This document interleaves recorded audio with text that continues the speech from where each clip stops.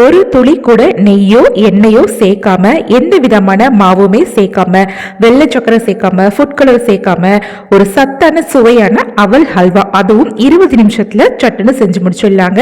இந்த ஹல்வா செய்யறது ரொம்ப ஈஸியும் கூட. Welcome to super kitchen. வாங்க வாயில வச்சுன்னு கரையக்கூடிய இந்த ஸ்வீட்டை எப்படி செய்யறதுன்னு பார்க்கலாம். இது செய்யறதுக்கு நான் 1 கப் அளவுக்கு வெள்ளை கெட்டி அவல் எடுத்திருக்கேன். இதுக்கு சிகப்பு அவல் பயன்படுத்துறதா இருந்தா கூட தாராளமா பயன்படுத்திக்கோங்க.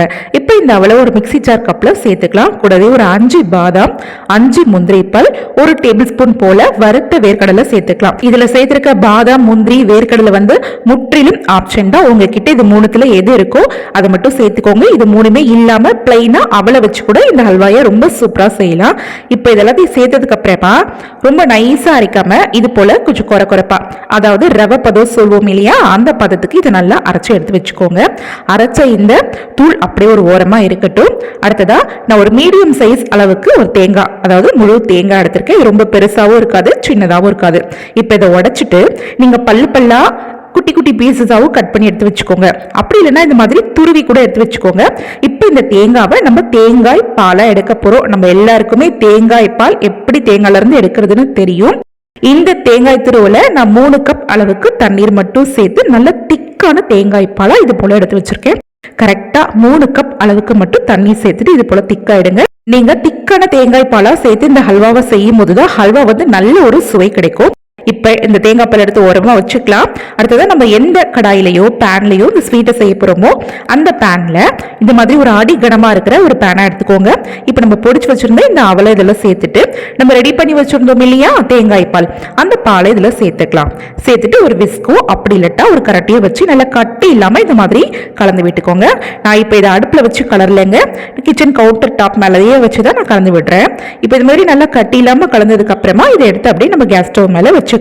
இப்ப நம்ம எந்த கப்பால அவல் அளந்தோமோ அந்த கப்பால 1 கப் அளவுக்கு நாட்டு சக்கரை சேர்த்துக்கலாம். உங்ககிட்ட நாட்டு சக்கரை இல்லைன்னா நீங்க வெள்ளத்தை கூட நல்லா பொடி பண்ணிட்டு அதுக்கப்புறமா 1 கப் அளவுக்கு மெஷர் பண்ணிட்டு சேர்த்துக்கோங்க. இப்ப கேஸை ஆன் பண்ணிட்டு நல்லா இது மாதிரி ஈவனா கலந்து விட்டுக்கோங்க. ஹல்வா செய்யும் போது ஆரம்ப ஸ்டேஜ்ல கேஸோட ஃப்ளேமை நல்லா ஃபுல் ஃப்ளேமா வச்சுட்டு நல்லா சரசரடு இந்த மாதிரி கலந்து விடுங்க. இதுல சேர்த்துருக்க நாட்டு சக்கரை நல்லா கரைஞ்சு வந்துடும். கொஞ்சம் நேரத்திலேயே நல்லா வெடிச்சு செதறி இந்த மாதிரி பபிள்ஸ் விட ஆரம்பிக்கும். இந்த ஸ்டேஜ்ல இப்போ ஒரு லிட்டை போட்டு மேலே க்ளோஸ் பண்ணிடலாம். க்ளோஸ் பண்ணிட்டு இப்போ கேஸோட ஃப்ளேமை லோ ஃப்ளேமா மாத்திட்டு ஒரு 5 நிமிஷத்துக்கு அப்படியே ரெஸ்ட் விட்டுருங்க. இப்ப 5 நிமிஷம் கழிச்சு நம்ம லிட்டை ஓபன் பண்ணி பார்த்துக்கலாம்.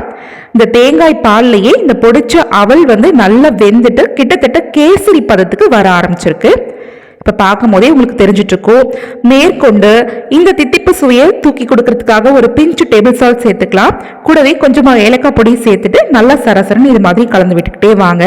இப்ப நம்ம கலந்து விட இந்த கேசரி பதம் போய் நல்லா எண்ணெய் பிரிஞ்சு இது ஒரு ஹல்வா பதத்துக்கு மாறுறத நம்ம அப்படியே பார்க்கலாங்க. பாருங்க, நல்ல பளபளன்னு கொஞ்சம் கொஞ்சமா ஹல்வா பதத்துக்கு மாறி வர ஆரம்பிச்சிருக்கு. அப்படியே ஒரு 2 நிமிஷத்துக்கு ரெஸ்ட் விட்டு நம்ம கலந்து விட்டுக்கிட்டே வந்தோம்னா இதுல தேங்காய் பால் சேர்த்துக்கிறதுனால இதுல இருந்து கொஞ்சம் கொஞ்சமா எண்ணெய் பிரிஞ்சு அங்கங்க பபிள்ஸ் விட்டு எண்ணெய் பிரிஞ்சு வரதை நல்லாவே பார்க்கலாம். பாருங்க, இந்த மாதிரி ஹல்வாவை கரண்டியால விலக்கி விட்டு பார்த்தீங்கன்னா அங்கங்க நல்லா எண்ணெய் பிரிஞ்சு வர ஆரம்பிக்கும். இப்படியே நீங்க ஒரு 5 to 10 நிமிஷத்துக்கு கண்டினியூஸா கலந்து விட்டீங்கன்னா கிட்டத்தட்ட நல்ல எண்ணெய் கக்கி நல்ல பலன்னு நிறையவே எண்ணெய் மிதந்து வர ஆரம்பிக்கும். நம்ம தேங்காய் பால் சேர்த்ததுனால இதுல நெய்யோ எண்ணெயோ சேர்க்க தேவையில்லை. இதுல இருந்தே நமக்கு எண்ணெய் ரிலீஸ் ஆகி வர ஆரம்பிச்சிடும். இப்ப நிறையவே எண்ணெய் கிடைச்சதுக்கு அப்புறமா இதை நல்லா சொயிட்டி கலந்து விட்டீங்கன்னா பேன்லயும் ஒட்டாது, கரண்டிலையும் ஒட்டாது, நல்ல வழுக்கி இது மாதிரி நழுவி ஓட ஆரம்பிக்கும். இதுதான் பர்ஃபெக்டான ஸ்டேஜ். இப்ப கேஸ் ஃப்ளேமை கம்ப்ளீட்டா ஆஃப் பண்ணிடலாம். நல்லா சுட ஹல்வா ரெடி ஆயிடுச்சு. இப்ப ஆல்ரெடி ஒரு டின்ல கொஞ்சமா முந்திரி பருப்பு மட்டும் அடியில போட்டு வச்சிருக்கேன். அது மேல இந்த ஹல்வாவை சேர்த்துடலாம். நம்ம டின்ல கூட ஆயில் எல்லாம் போட்டு கிரீஸ் பண்ணணும்ன்ற அவசியம் இல்லைங்க. இது எந்த பாத்திரத்துல நீங்க போட்டாலுமே ஒட்டவே ஒட்டாது, அழகா டீமோல்டாகி வந்துடும். இப்ப இந்த ஹல்வாவை சேர்த்ததுக்கு அப்புறமா இது போல ஒரு கிண்ணத்தை வச்சு நல்லா மேல இந்த மாதிரி சமன்படுத்தி விட்டுருங்க. இது நல்ல சூடா இருக்கும். ஸோ ஒரு 1 மணி நேரத்துக்கு நல்லா கம்ப்ளீட்டா ஆறி வரட்டும். அதுக்கப்புறம் பார்க்கலாம். இப்ப நல்லா 1 மணி நேரத்துல நல்லா ஆறி வந்துருச்சு. இந்த மாதிரி ஒரு ஸ்பேச்சுலாவோ அப்படி இல்லட்டா ஒரு நைஃபோ வச்சு சுத்தி இந்த மாதிரி விலக்கி விடுங்க. நம்ம இந்த மாதிரி விலக்கி விடும் போது நம்ம கவுத்து டீமோல்டு பண்ணும் போது ஈஸியா ஹல்வா விழறதுக்கு வசதியா இருக்கும். இப்போ ஒரு தட்டை மேல போட்டு கவுத்தி விட்டுறலாம். இப்போ லைட்டாக டேப் பண்ணி விட்டோம்னா மேலேருந்து ஹல்வா தொப்புனி கீழே வந்து விழுந்துரும்.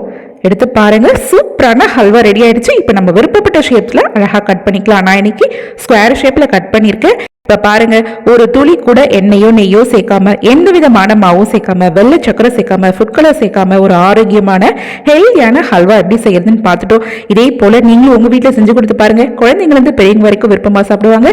இந்த வீடியோ பிடிச்சிருந்ததுன்னா லைக் பண்ணி ஷேர் பண்ணுங்க. தேங்க்ஸ் ஃபார் வாட்சிங்.